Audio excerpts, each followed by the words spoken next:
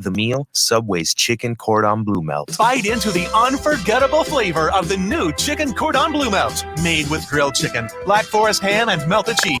Only for a limited time and only at Subway. It's what's inside that counts. Inside your house, that is. With Beacon, you can ensure everything inside your home with our Easy Buy contents packages. Just click, match, and buy to cover your furniture, electronics, appliances, clothing, kitchen items, and much, much more. For maximum peace of mind with minimum fuss, log on to beacon.co.tt and choose your package today. Call us at 440-4447 for more info today.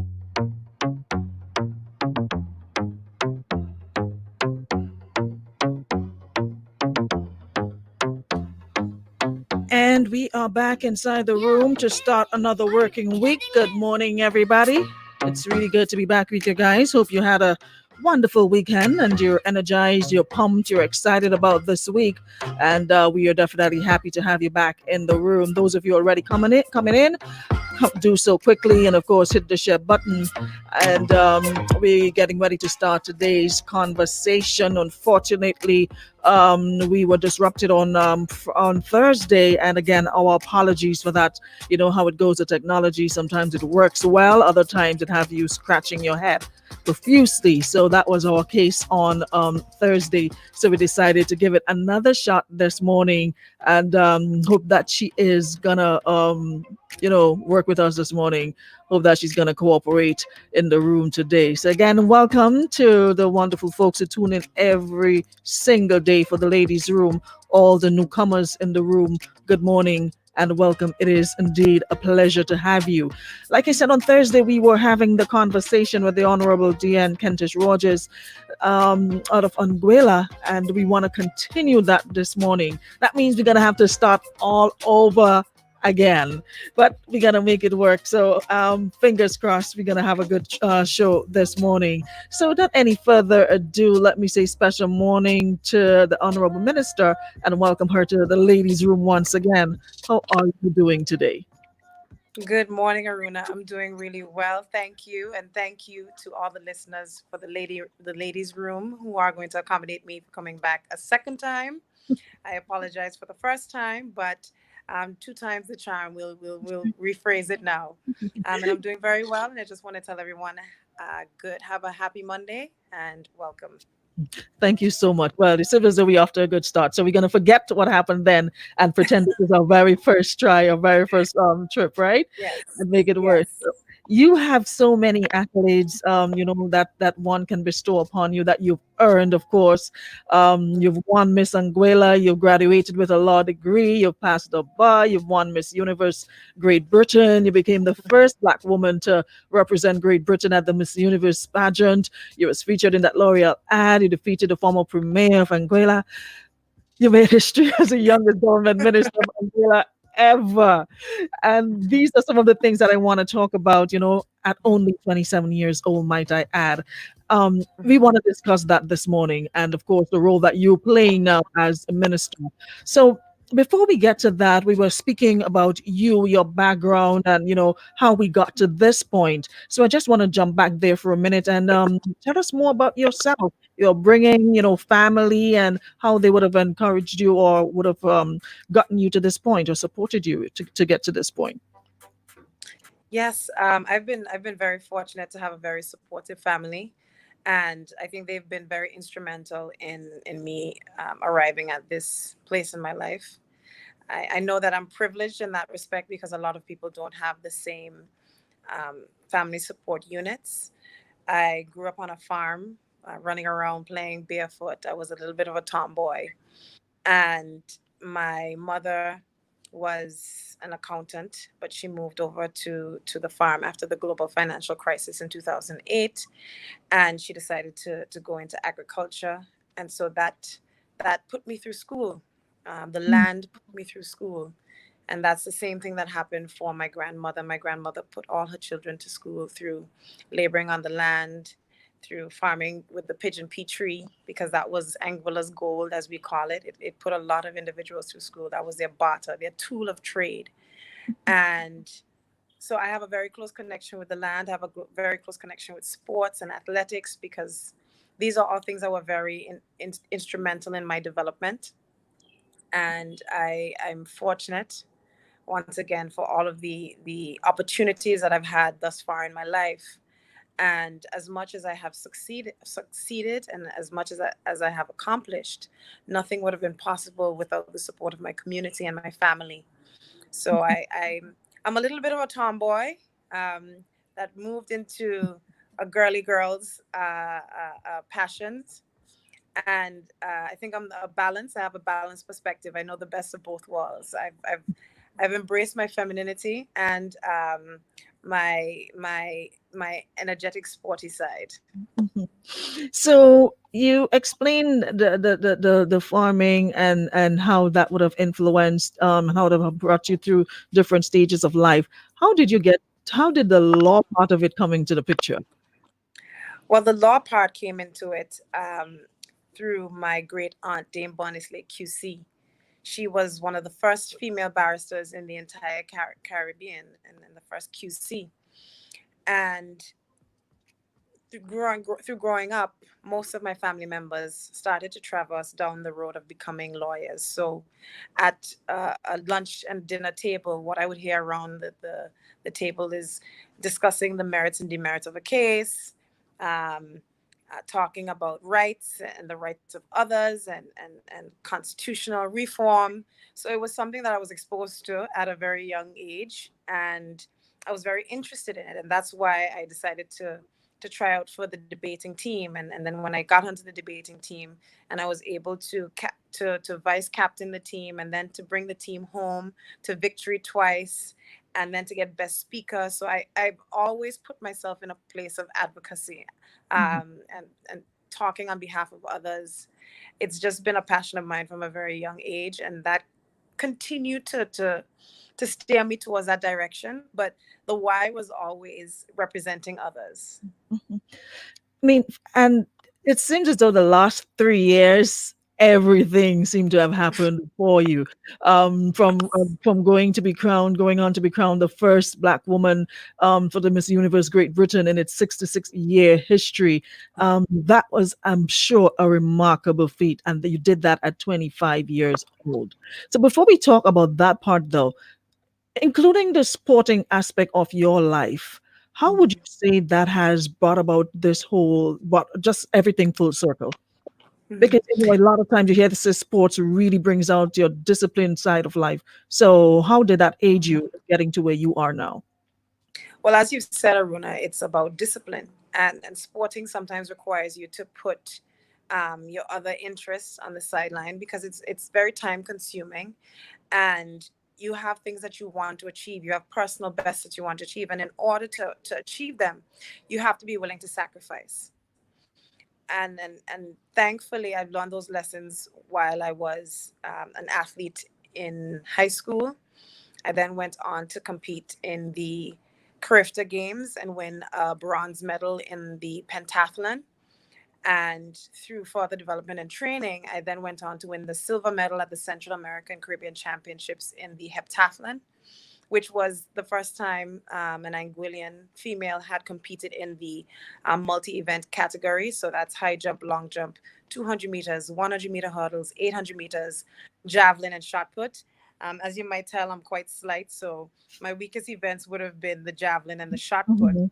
But nevertheless, I've always been one to look at multidisciplinary events. So things that require me to live spherically, if I can say that, that require me to not just hone in a talent on one particular aspect, but to be rounded. Mhm. And that has allowed me to have a very different perspective in the way I view things, and in the way I prepare for things. And that prepared me actually for Miss Universe and Miss Anguilla, because you have different segments that you have to prepare for. You have to break them down to their individual components. You have to hone in on your weaknesses, develop your strengths. And I think those skills are what allowed me to reach to this point, having a very keen awareness of where my strengths are, where my weaknesses are, how to work on them, how to develop them, and to become a better individual. Okay. Now, when and how did you get to be part of this Miss Universe Great Britain? What would have, gotten you to that point? Well, I entered Miss Anguilla in 2017 as a result of a little bit of a bet between my best friend and I. And then and that was due to an injury that I had in university. After I got that injury, I knew that my dreams of becoming an Olympic athlete would have been more difficult to achieve. And so I decided to switch gears and to try pageantry, because I'm all for self-development, and I believe pageantry is a really good tool for self-development. So I said, let me challenge myself, let me go outside of my comfort zone. And I entered Miss Anguilla. And after I entered Miss Anguilla, I went to the UK to attend the University of Law for bar school. And while I was there, I knew I wasn't going to be able to compete in any of the regional pageants, which previous Miss Anguillas would have competed in. And so I decided, I'm going to challenge myself even further, and I'm going to put my hat in the ring for Miss Universe Great Britain. And while I didn't have any expectations on the back end, I don't enter anything that I don't have a committed interest in winning. So I threw my hat in the ring on a chance, but I worked very hard to get to the end. What would have been your biggest takeaway from that event, from you being crowned? What was the lesson you walked away with? Well, part of the lesson that I walked away with was it's okay to take up space. Um, it's okay to take up space and to be different in spaces that wouldn't have accepted you before. And that comes with being confident in your abilities and to be unafraid of rejection, because a lot of times we are hesitant about our ability to achieve things because we're afraid that we won't be accepted. And while I was in the minority of women in that competition, I learned from that competition that it's okay to demand to be seen and to take up space. And I took that away from that competition. Amazing. Well, and there's another question along those lines I want to ask in terms of, there seems to be this misconception about women in pageantry, and I started to ask you about it on Thursday, and we didn't quite get, to hear your response. And I was asking you about this misconception about women in pageantry and it being a platform, to be exploited and show off their bodies and stuff like that. What are your thoughts on that? There's a young girl looking on right now, a young lady looking on, hearing you saying that of course you would have won and your experience. What would you say to the young women listening to Mhm. this conversation right now? Well, I would always say to young women that the platform is what you make of it. You define your role. Other people don't define your role. In anything in life, you have the liberty to define what it means to be Miss Anguilla or Miss Universe Great Britain. The role itself doesn't define you. And once you understand that, then that opens a world unknown before to you. Because when I entered the pageant, I decided that I wanted to take it as a platform for female self-empowerment. And then I went on to be an advocate for women who are the victims of acid attacks, women who are the victims of female genital mutilation. And those, being a part of a platform that was bigger than myself, gave me the grounding actually to be here today. Because you you hear commonly the refrain that pageants they demoralize women, they bring them down in stature. That's not something I subscribe to, especially as a Caribbean woman, where we are taught from a very young age to embrace our bodies, to love our bodies. Our part of our celebration for Carnival is a celebration of who we are. And I would never therefore feel maybe this is a different expectation as a Caribbean woman going into a foreign pageant, that I am not ashamed of my body. I'm not ashamed of who I am, and I have the right to say this is who I am. I'm confident in who I am, regardless of what anyone thinks. and it was more for me than it was for them. It's important that everything we do, that the lesson is for us, not just for others. So I don't subscribe to the belief that beauty pageants are just about beauty, and I don't, because I wouldn't classify certain things about me as conventionally beautiful. I have dreadlocks, as you can see. Mhm. I'm not. I haven't I've never straightened my hair. I expect to be accepted for who and what I bring to the table, Mm. and that is something that I've continued throughout my journeys, and it's a good lesson for young women to hold on to. And that is the movement that you see in pageants. People are coming to the table with who they are and expecting those on the other side to accept me for who you see before me. Don't ask me to change on your behalf. And that is what a true role model is, to be accepted for who you are. And that's what you call a powerful message indeed. Don't have us breaking down here now, because a lot of women daily face the struggle of having to conform to what society thinks you should look like, whether from the Mhm, hair or to the outfits or everything. Your hair should be straight.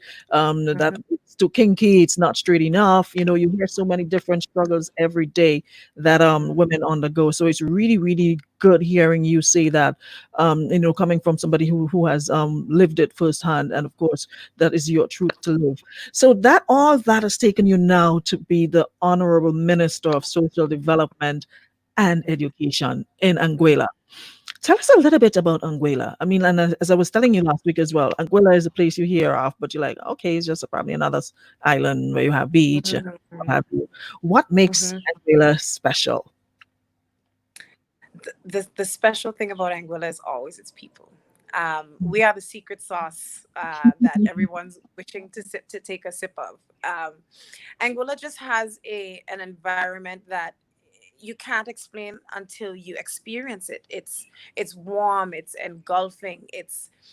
There's a lure to being in Anguilla. It's not just our beautiful, pristine beaches that are number one in the world that we've gotten Listen, um, we can have this conversation about beaches are number time one. and time again. You see travel magazines saying that we're the number one destination in the Caribbean. It's not, but it's not just about the beaches. The beaches are a part of it, but they don't describe the whole. Anguilla has a wealth of history.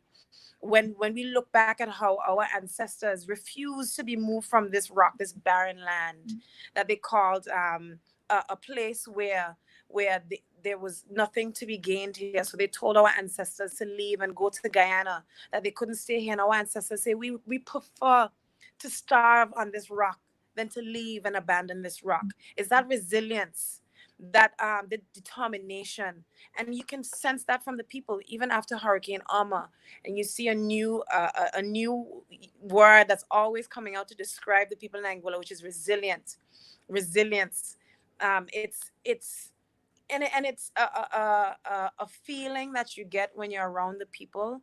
um it's not just about our beaches, our number one tourism resorts, our infrastructure. It's about what you take when you get from Anguilla is the feeling of home. That's what you get, and it's a very small island. And for a very small island to be delivering in such a big way is I think what surprises most people when they get here, because we don't have the resources that many other Caribbean islands have, but we find a way to make do and to make better. We do more with less, and that's what people get when they come to Anguilla. Listen, you should be the Minister of Tourism, because you definitely sold on coming to Anguilla to be a part of what you just explained so profoundly. But approximately how much youth makes up Anguilla's population? Seeing that you're only 27 and you ran for public office Yes. and you won against a sitting premier, how much your makes it up? The youth percentages is around 30%, around a third, and this is a wider value than. It depends on the youth value because you can go from 13 to 35, and that's usually the measure that they use for youth around the world, and that's the percentage that we have. We do have an aging population in Anguilla, but we do have what we describe as the unheard of voices of the youth, and those are young people who just don't engage in the political process, in any kind of activities in Anguilla, that we're trying to get them to engage, to understand why it's important for them to participate. Mhm. So, what, as like you mentioned before, you were just 27 and you ran for public office and you won against a sitting premier at 27. And Mhm. you're talking about the premier of Anguilla and you won Mhm. against that. What Yes. message do you think it sends to young people at home and regionally? It continues to send the message that the future is now. The future is not, and we always hear of individuals saying, um, the kids are the future. They are the things we should look forward to. We make the decisions for them. And the children, as they call us, the youth are here saying, no, the future is the present. The kids are now. The decisions that impact us are being made now, and you can see that across the world. When you see Greta Thunberg refusing to go to school because she's saying, I don't have a future to live for if you continue to make policies now that will affect me in the future. So I'm going to get up and I'm going to stand up now. I didn't want to stand up now. I wouldn't have had to stand up now if the decisions that were being made now were for the best interest of me in the future. And that is why we are here. We are here because we are now demanding to be heard. We're saying that we're not waiting for you to give us a space at the table because you've shown us that you will not make room for us on the table. We're going to take a chair and we're going to pull it up ourselves. What I'm getting out of this is that the youth vote is powerful. Your party, the APM, had three young candidates on the ticket, and all three of them won the Yes. seats. What message do you Yes. think the youths were sending in this whole campaign, the campaign leading up to elections in Anguilla? They're saying don't ignore us. That's the bottom line. Even though you hear the kids did this, yes, the kids did this. They are the ones who are listening. And I, throughout my campaign, I've said repeatedly, from the messages that you're hearing on the platforms, between the different parties and the different individuals, I kept saying to them, the kids are listening. What you're saying speaks volumes outside of the political arena. And I think that is what they misunderstood. Because when you are sending a message and you're saying, they're too young, they're too inexperienced, etc., you're not just speaking about me. You're speaking about every single individual in those schools, every young person who's now in a job, who's trying to build a family, who's trying to build a home. You're telling them, I can discredit you just because of your youth. Mhm. And that's a dangerous message to send, because while it was aimed at us, there's a target behind us, and that the target behind us are the groups of individuals who we represent. So I think they made a miscalculation when they were sending those messages. There was a different message. If they wanted to send a different message, if they wanted to show how difficult this job is, or what, they had the details. They were in government. They could have shown it. But instead, they used that line. And I think the young people across the island and older individuals across the island also rejected that message.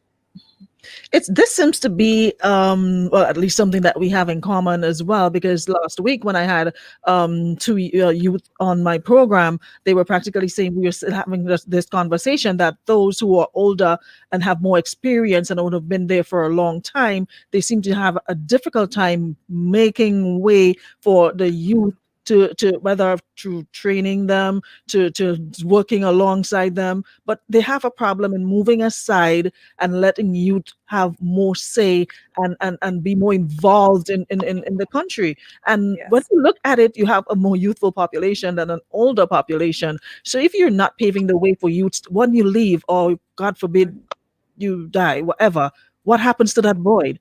Who is going to Mm-hmm. fill it? There's no experienced youth to fill it. So we just have to learn as we go along. Why not Mm-hmm. involve more youth. And I think you really have to applaud the APM for involving young people like yourself, not just one, Yes. but three being involved, and Yes. all three winning their seats. What are the Mhm. youth saying though? They're happy to see us here. They are overjoyed actually, and I think they're also happy because we are now running a different type of.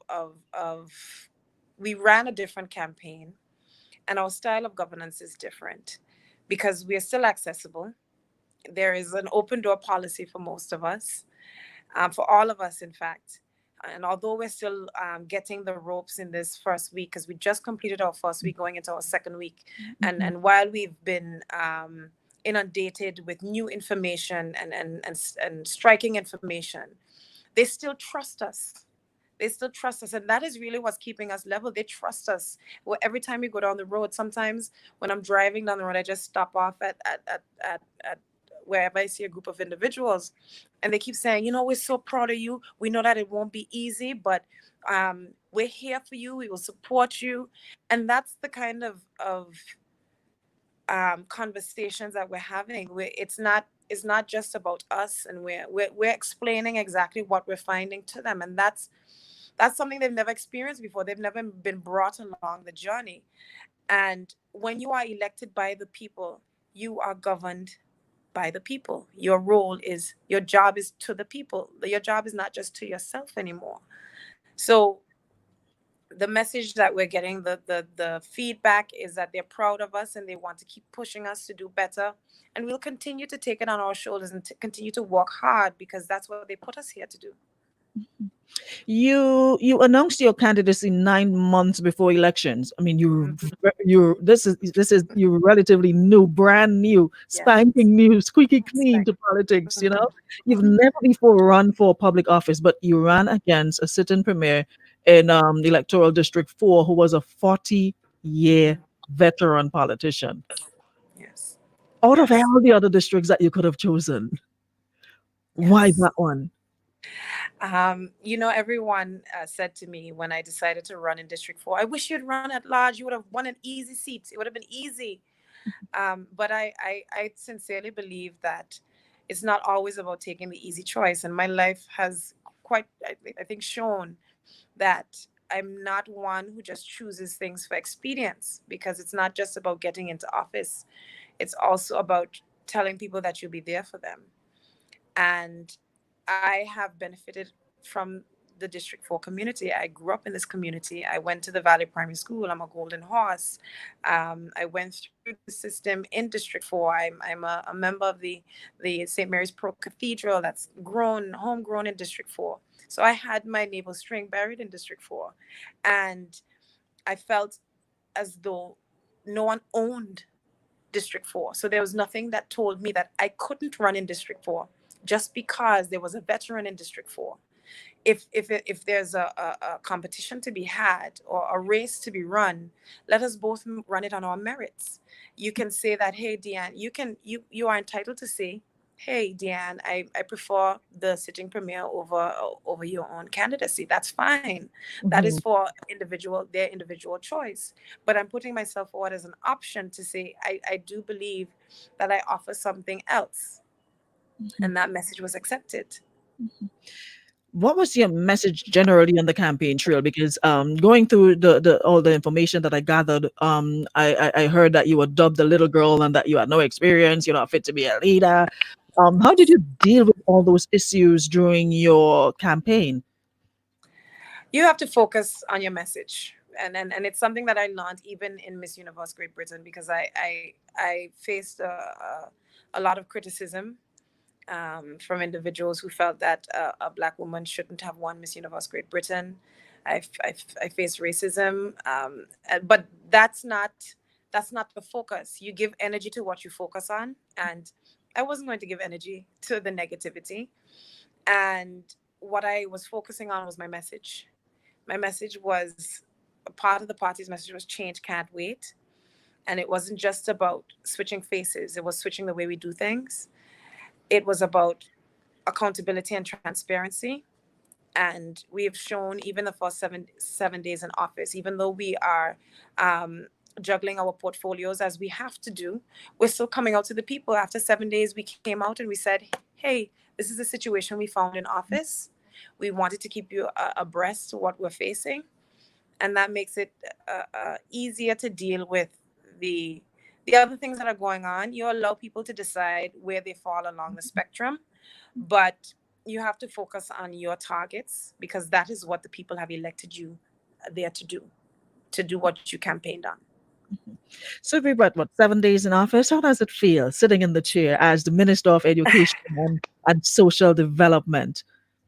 Well, it's a huge honor, of course. I didn't get here on my own, of course. I was elected by the people to do a job, and it's a huge honor, and I'm humbled by the confidence and the belief that my constituents have put in me to do the job and do the job well.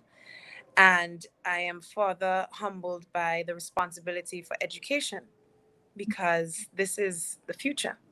This is literally the future.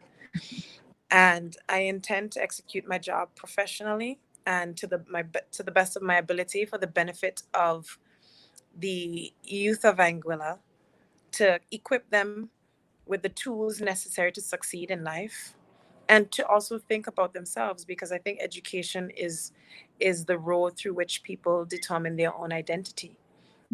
And I want to have a role in telling our young women and our young men that they have a role to play, that they are powerful, that they are entitled to a seat at the table, that if they work hard and they are diligent, that they will be able to succeed at their goals. I think it's important to speak positivity into our young people. I don't believe that any child should be left behind, especially in an island as small as Anguilla. The ripple effect behind leaving someone behind is a big ripple. So I'm truly humble. That's how I feel. I'm truly humble and thankful for this opportunity. Your other two counterparts, youthful counterparts who won their seats as well. What are their ministerial portfolios?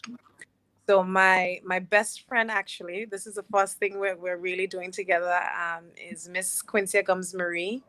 She is the parliamentary secretary responsible for economic development, um, tourism, and natural resources, all big passions of hers before she got into government. And then my new friend, Mr. Kyle Hodge, minister responsible for trade and commerce. So they are part of the engines of our society. They are responsible for how money gets into the country, and it's it's really an honor for us because we were shown from the get-go that we're not just token seats on this party, that we're not just here to get the youthful votes, that we're also here to do work, because we were all given ministerial responsibilities. All three of us were Wonderful. elected and all three of us were given responsibilities.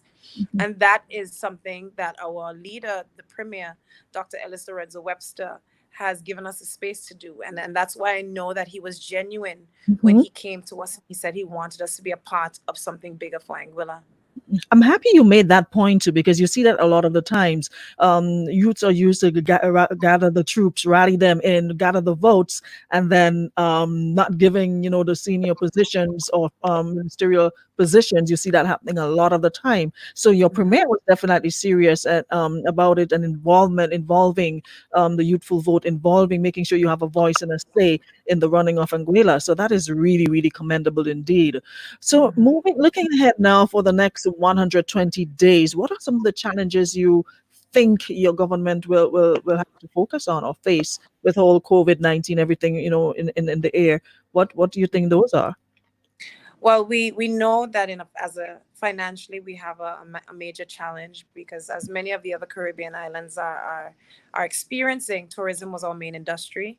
And as we have no tourists coming into the island because of the worldwide shutdown of the travel industry, Mhm. and transportation across the world, we are experiencing a major reduction in the amount of revenue we would have had coming into our shores, which has implications for funding across all departments, education included, and social development, for which I'm responsible for, because they are not revenue generating.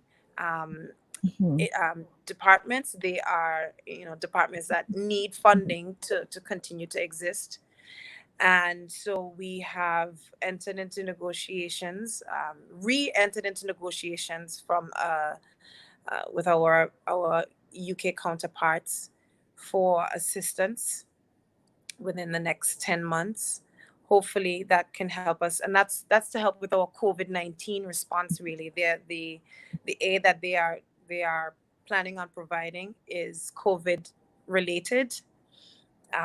It's tied to some conditions that we have um, to implement in order to get that aid. But we intend to make sure that we negotiate that contract for the best interest of our people, not just because it's giving us um, some funding. And we also intend on trying to find new ways to generate revenue in Anguilla, bolstering some of our existing industries so that they can expand during this time. And so these are all things that we're looking at. We know that Barbados has worked on is working on a new visa program, a 12-month work from home visa program, which is something that we're looking into. We are a little bit more reserved because of the the fragility of our medical resources here in Anguilla. Our capacity is much more limited than Barbados. So in terms of doing that on a bigger scale, we are limited.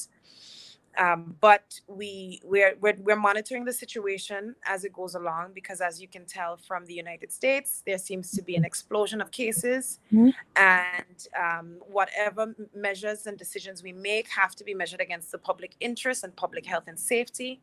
And we're making sure that we take into consideration the rights of our citizens and our capacity here in Anguilla, because once we do for one, we know that we have to extend it for all.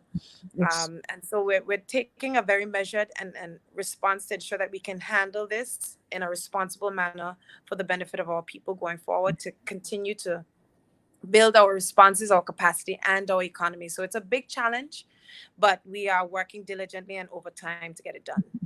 So apart from the tourism sector being badly hit as a result of COVID-19, as we were no not all were but are in Grenada as well, how else were you affected in terms of numbers of cases and stuff like that? And what's your position Mm. now? Well, Where do you stand? Anguilla, I'm very happy to report Anguilla.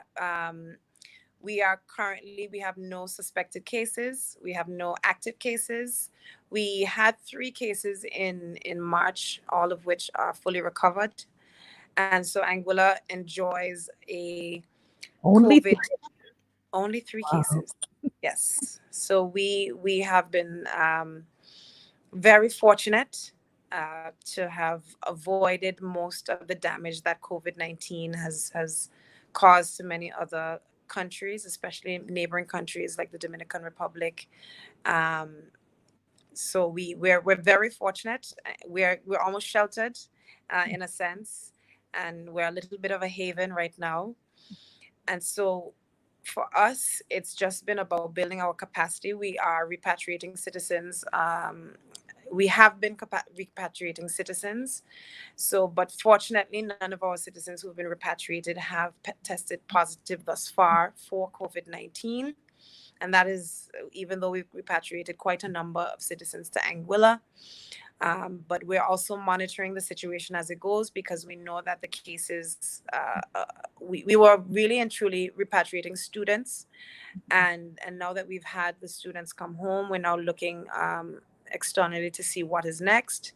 But obviously, keeping an eye on our internal capacity, how we can manage more cases coming in, especially cases coming in from hotspots.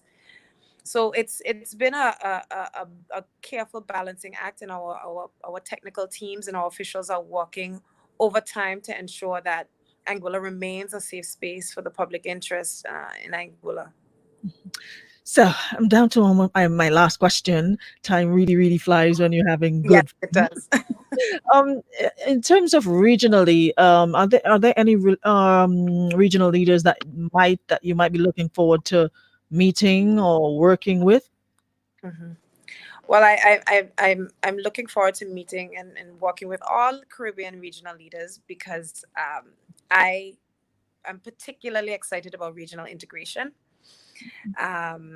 across the Caribbean region. I think that we work much better as one. We can negotiate better as one. We have a louder voice when we negotiate as one, especially because there's a shared experience across the board. And hurricanes would have taught us this issue. COVID-19 would have taught us that we're more similar than we are dissimilar. And I think there is great value in us working together. And this is something that as a young female politician, I do look up to Prime Minister Mia Mottley, because I think that she is We all do. a strong voice in the region for both regional integration and for international strength, calling on our international partners to really work with us, because we do have inherent challenges as small island developing states. And we when we're looking at the international terms and regulations that they're asking us to comply with, we need some space to be able to consider our individual unique circumstances that would prohibit us from being able to access the same equity as other countries across the world. So I do look up to Mia Mottley, Prime Minister Mia Mottley. I think she's a great example of a Caribbean leader. But across the Caribbean region, we're looking forward to working with all our Caribbean partners. I have a very close relationship with Shari de Castro, because from BVI, another young lady who had a very similar journey to myself, through pageantry to politics. And I think going across the region, we see a shift in leadership. And I think it's a good pace that we're going on, a good change that we're experiencing. And I hope to see more people come on board for regional integration in the future. I would definitely love to meet Prime Minister Motley as well, and I really think I really have to echo your sentiment where she is concerned. She's just a fine example of a woman power and leadership in the region. I really applaud her for that. And of course, having young politicians like yourself, looking up to her, I think we are definitely on the right track where that is Mhm. concerned, having a more youthful presence in politics, sitting at the tables and having these conversations. I really think Mhm. we're in a good space, and it really starts with the youthful vote. Final word, and I'm going to leave it up to you in terms of a little bit of empowerment. It is difficult time for a lot of people. A lot of people are struggling, whether it's mentally, whether it's financially. As a result of COVID-19, they're finding it really difficult to cope in these trying times. What would your final Mhm. message to them be? Well, my final message would tie in very neatly to part of my portfolio, which is social development.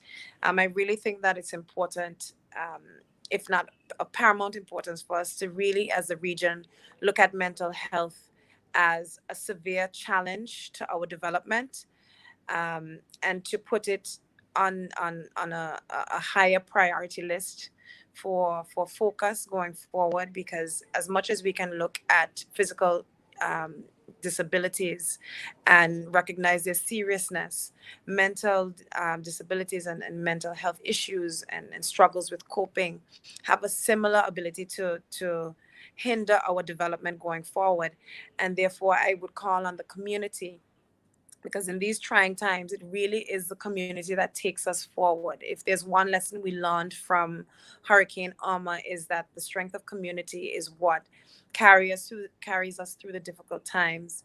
So across the region, I would like to come to both to commend and to encourage our community groups to continue to work together to foster better ties, so that we can come together to achieve our goals and to hold each other through these difficult times. A lot of people are going to be struggling, and it's this time where we need to understand that we should be our brother's keeper, regardless to our differences in opinion, because we are allowed to disagree, but we are also allowed to love each other. We can love each other and disagree with one another. And so I think it's important for us to put love as a central aspect to our growth, especially for our mental health going forward, and for our community development. I think that's a paramount importance. In the 21st century, it might have been about money, about economy, but I inherently believe that it's about community. Thank you so very much. And Thank I just want to wish you all the best. And I really think that you're on the right track. I'm gonna keep in touch with you, and of course, feel free to touch base anytime so we can have these conversations, because I think it's important to have that youthful voice, a youthful voice on the program. Have for young politicians like yourself speaking up and letting other aspiring young politicians know, hey, you can do it too, and you've definitely inspired quite a lot of that this morning based on some of the comments that I'm seeing in the chat. So I am so grateful for you for taking the opportunity. And all's well that ends well. We're grateful that we had a good meeting this morning. So I am Thank so you. happy. Thank you so much, and keep in touch. We'd love to hear Thank you from you so again. much. I will. Thank So you. welcome. Take Wonderful. care. Alrighty, and that just about concludes our program this morning. Inside the room, the ladies' room, with the Honorable Dee-Ann Kentish Rogers, the Minister in Anguilla for Social Development and Education. Folks, it has been an absolute pleasure taking us through another one. It was well worth the wait, right? Thank you, all the folks from Anguilla. Good morning from Grenada. I see lots of you in the room this morning. Thank you so much for checking in and supporting your minister. Really appreciate the love that you sent her way this morning, as well as our own local folks who were tuned in. Catch us again tomorrow for another show right here on Power.